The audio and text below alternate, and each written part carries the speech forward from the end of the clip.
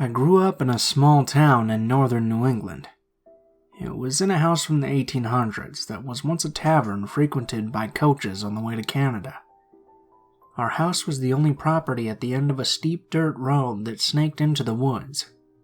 Our nearest neighbor owned a small farm that sold vegetables, firewood, maple products, and hay that he grew in the many open fields along the main road. The farmer was in his early 50s.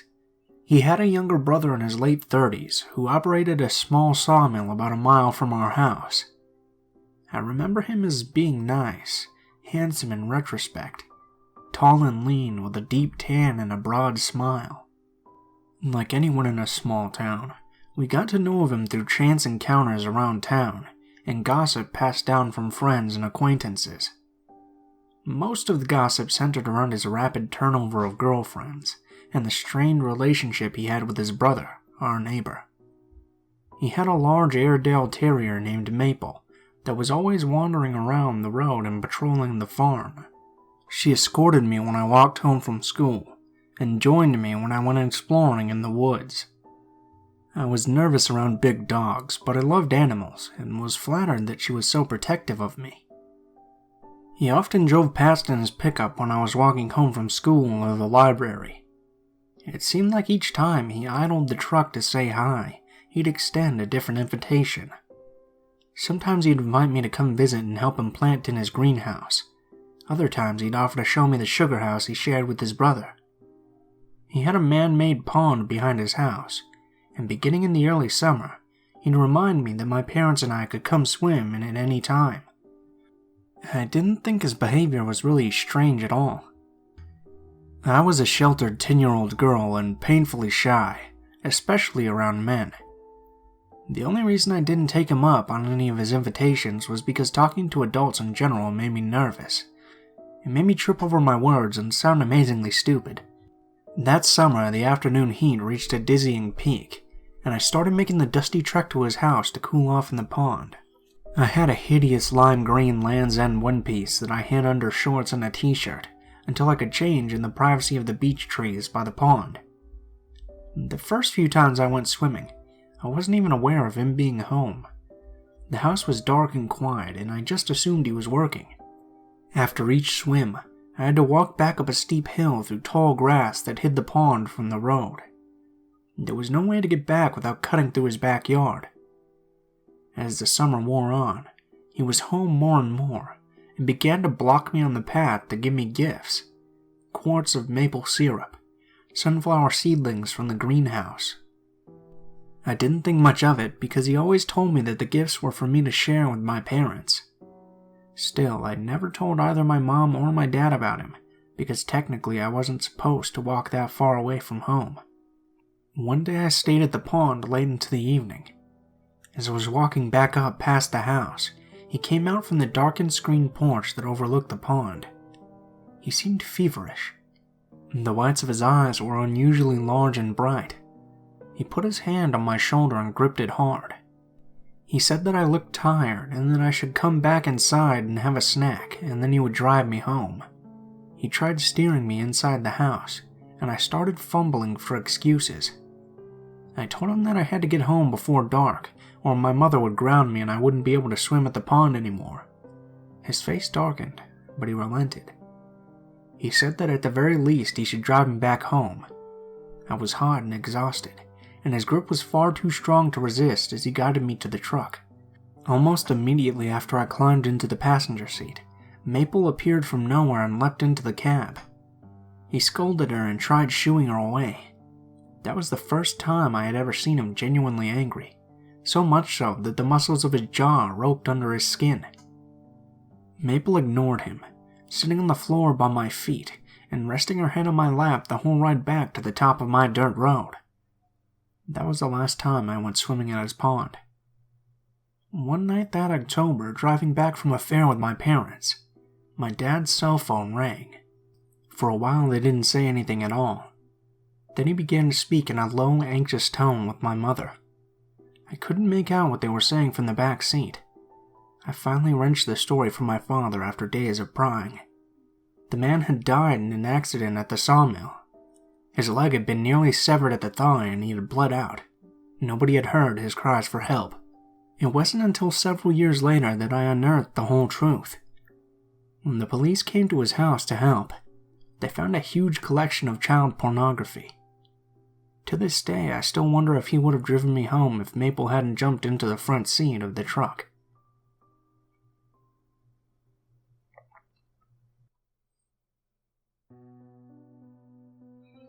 This story happened back in the late 90s when I was in 2nd grade. At the time, my uncle, my mom's younger brother, was enlisted in the US Navy. Due to the nature of his job, he constantly traveled to other parts of the world.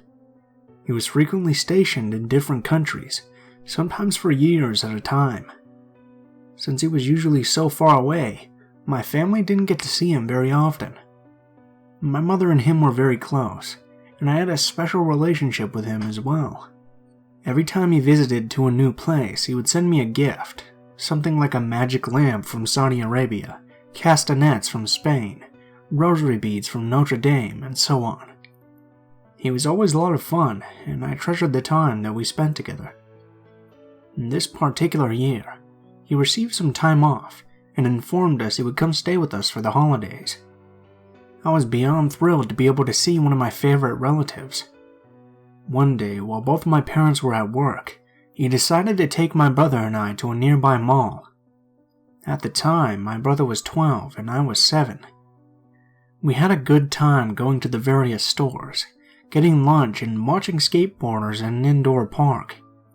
Although my uncle loved us dearly, I wouldn't exactly call him the most attentive babysitter.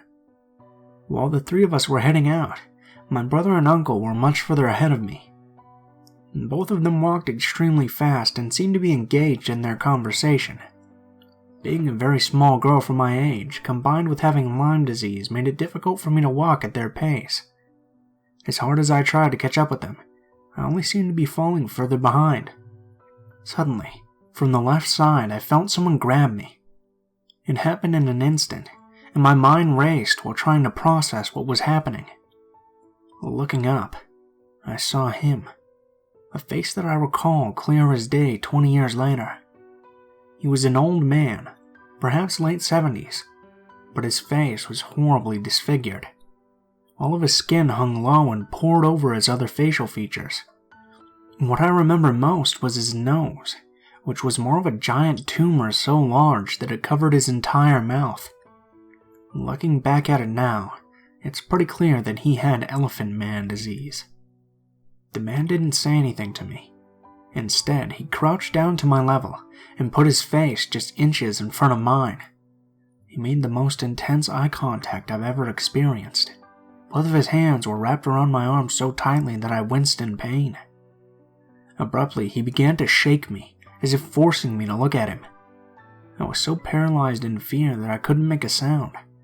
For some reason, I simply stood there, frozen, staring directly at him. While this was happening, the mall was by no means empty. People passed by but either didn't notice or didn't care. After about a minute, which seemed far longer, adrenaline got the better of me, and I violently wriggled from his grip. In tears, I moved as briskly as I could towards my uncle and brother. Luckily, the man did not follow me. By this time, my family members had finally realized I was gone, and both turned around while I was approaching them. Their backs were to me during the entire encounter, so they had no idea what had just happened. I didn't say anything to either of them, because I was afraid somehow that I had done something wrong. When I got home, I had bruises from where the man had grabbed me so hard. I hid them from my mom so I didn't have to explain what happened. The incident left me so traumatized that the very same night I went vegetarian. In my 7-year-old mind, every time I look at meat, I would think of that man's face and the way he had stared so intently at me. I would have nightmares that he was coming back for me, and was petrified to go back to that mall for many years. Now that I'm an adult, I look back and wonder what exactly transpired. Did he want to kidnap me? Was he just tired of being ignored by society? Or maybe he had dementia. I'll never know. Even though I have empathy and wish him well, I also take solace in the fact that we will probably never meet again.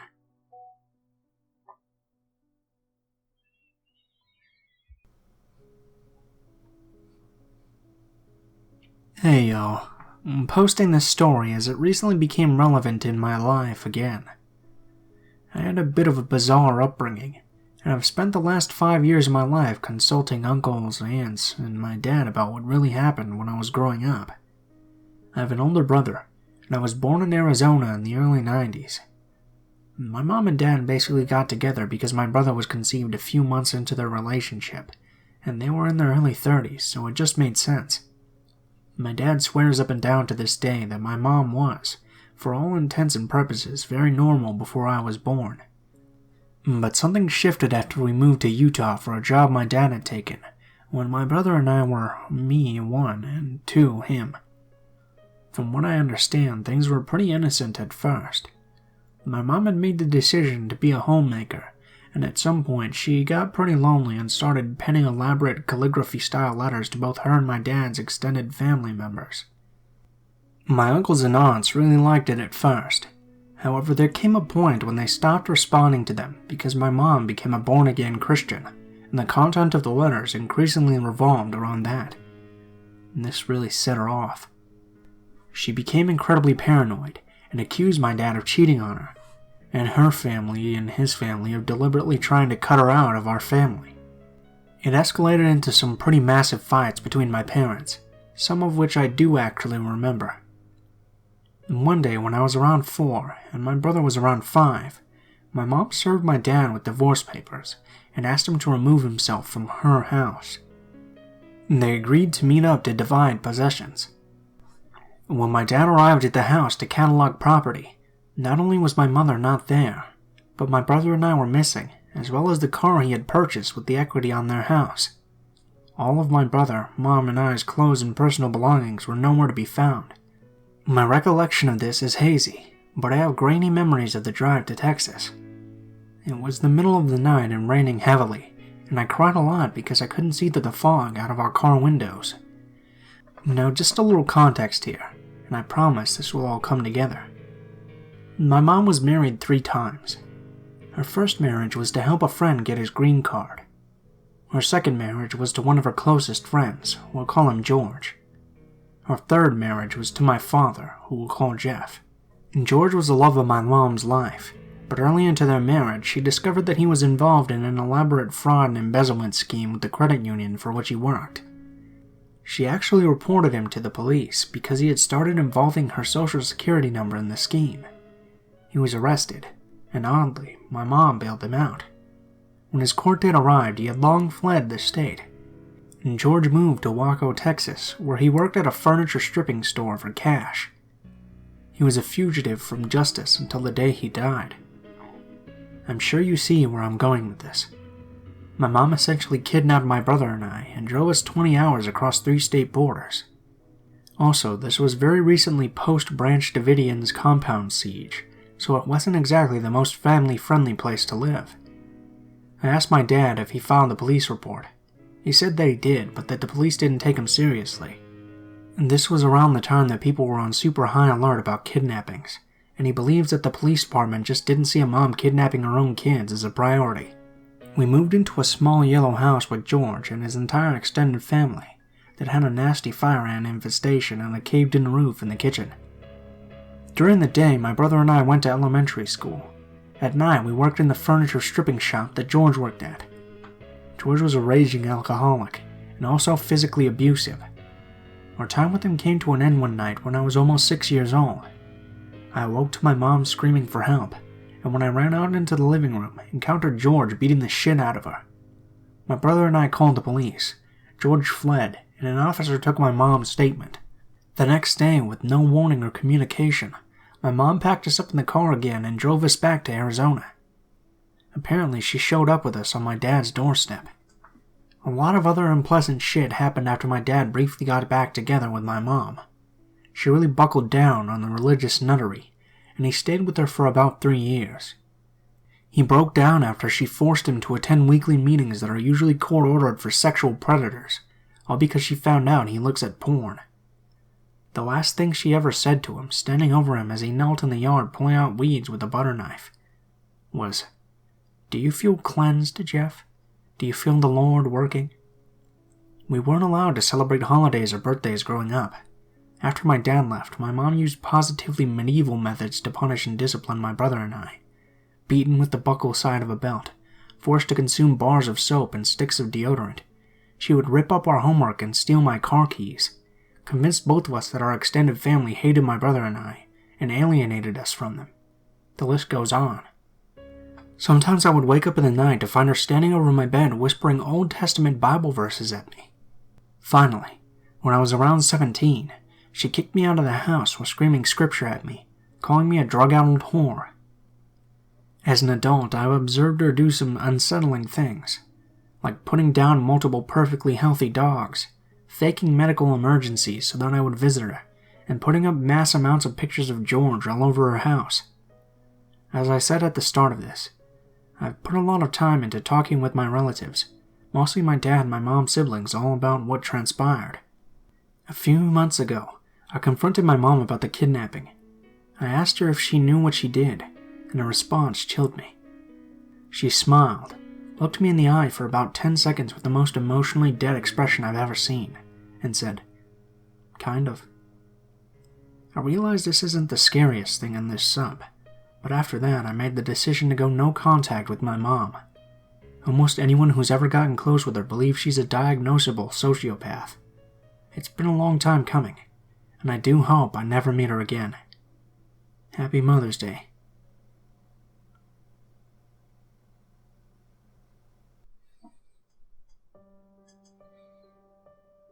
This happened while I was in my early 20s. I'll be the first to admit, when I look back at this incident, I realize how naive I was in a number of aspects, so please be gentle with your comments. I had recently gotten out of a relationship. The guy wasn't the nicest of fellows. Not abusive or anything, but overconfident, self-absorbed, and critical of others. It did a number on my confidence, and I was happy whenever anyone gave me some attention. My friend at the time knew a guy named Tim, who she had met through an acquaintance. She had the idea in her head that maybe we'd hit it off, so she invited us both out for coffee. We did a couple of outings like this. He seemed nice enough, though I didn't get the impression that he was interested in me. Actually, I kind of wondered whether he was into my friend. Anyway, I put it out of my mind and moved on. A couple weeks later, my friend and I were hanging out at her place on a Saturday night, and Tim calls her and asks if we'd like to go to a party. She says she can't because she can't find a sitter on such short notice. She had one daughter at the time and she was already sleeping, but that I could go. I was a bit wary, but also a bit excited. I loved a good party, plus maybe this thing with Tim might go somewhere, which wouldn't be such a bad thing. So before I know it, a car pulls around and Tim pokes his head out of the backseat window and says, "Hey." He motions me to get in the car. I get in the back seat and hear metal playing, and he introduces me to the other guy in the car, the driver, Dave. I notice the guy's got some long, dirty blonde hair. He doesn't actually turn to look at me. I just see his eyes staring at me from the rearview mirror. He says something like, "Let's get this party started," and then he starts driving.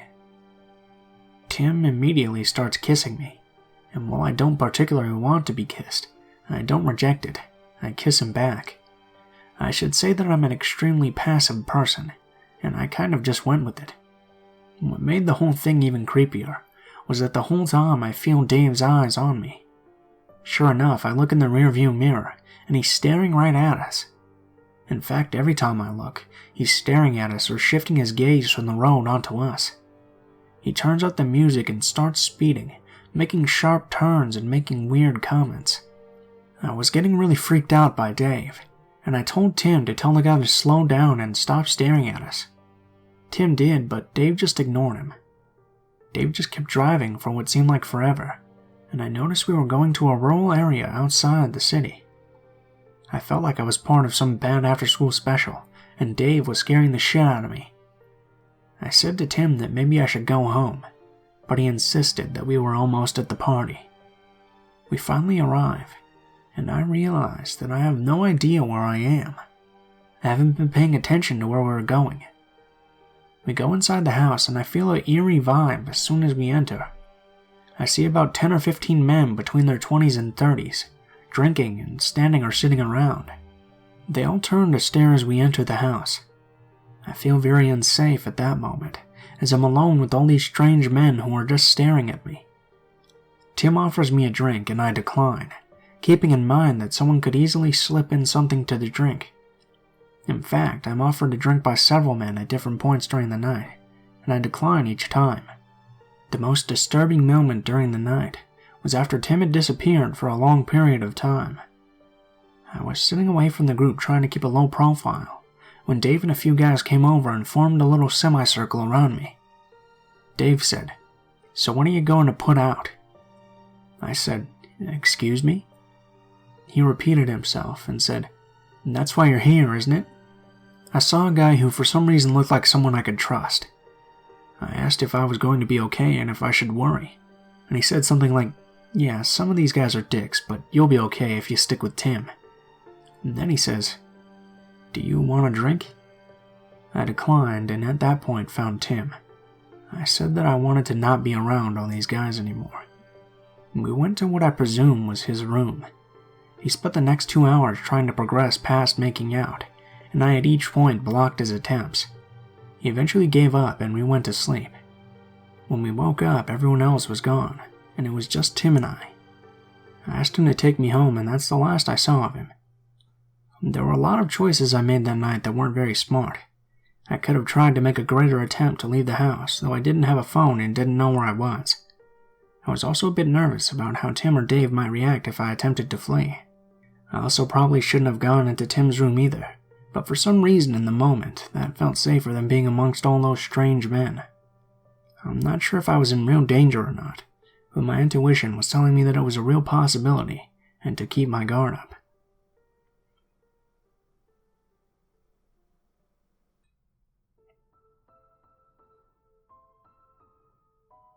What is up, guys? Blue Spooky here, as always. I just wanted to thank you guys so much for watching, especially if you made it this far to the end of the video. If you guys enjoyed the video, please feel free to leave feedback in the comments below, as well as perhaps like, share, or subscribe if you feel so inclined. If you have a personal story that you'd like to submit, or you'd like to just send me a message, links to all of my social media will be in the description for the video below. This includes my Gmail, Twitter, and Facebook accounts. Go ahead and send me a message on any of those and I'll try to get back to you as soon as possible. If you do decide to send in a story, please be sure to include in the tagline what the theme of the story is, if it has any, the name of the story, and how you would like to be credited in the description of the video the story appears in. If you're curious at all about the music used in this video, the music is always listed in the description below, in the order which it appears. I also have links to the artists and list the tracks by name, just in case you want to find more of their work. Last but not least, if you have any criticism, please be sure to leave it in the comments below, as I'm always looking for new ways to improve the channel. Thank you guys so much for watching, and I hope you guys have a great day.